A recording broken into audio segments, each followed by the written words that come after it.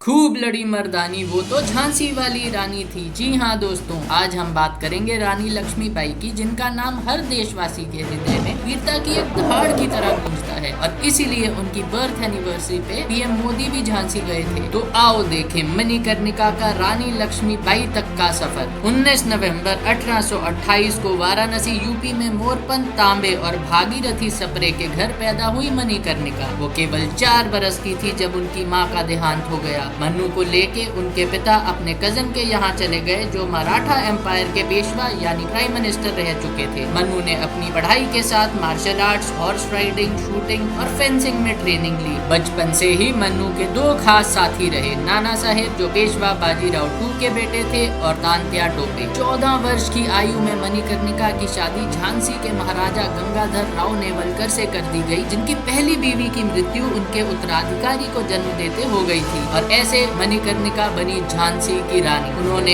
एक पुत्र को जन्म दिया, जिसका देहांत पैदा होने के मात्र 3 महीने में हो गया और फिर उन्होंने दामोदर राव को अपने पुत्र के रूप में गोद लिया, जो कि गंगाधर राव की एक्सटेंडेड फैमिली से थे। आओ अब समझे रानी लक्ष्मीबाई की स्वतंत्रता संग्राम में भूमिका। 1853 में जब झांसी के महाराजा का देहांत हुआ तो लॉर्ड डलहौजी ने अडॉप्टेड चाइल्ड को सक्सेसर मानने से इनकार कर दिया और डॉक्ट्राइन ऑफ लैप्स लागू करके स्टेट को अनेक्स कर दिया, यानी स्टेट अब ब्रिटिश राज के अंडर आएगी। क्या था ये डॉक्ट्राइन ऑफ लैप्स? जानने के लिए वीडियो को एंड तक जरूर देखें। तो रानी लक्ष्मीबाई ने ब्रिटिश राज के इस आदेश को मानने से इनकार कर दिया। अपनी छोटी सी सेना के बल पे राज्य की रक्षा करते हुए वो अंग्रेजों से 7 दिन तक बड़ी वीरता से लड़ी और 17 जून 1858 को रणभूमि में ही वीरगति को प्राप्त हो गई। 1943 में जब इंडियन नेशनल आर्मी ने अपना पहला फीमेल यूनिट स्टार्ट किया तो उसे भारत की बहादुर झांसी की रानी के नाम से सम्मानित किया।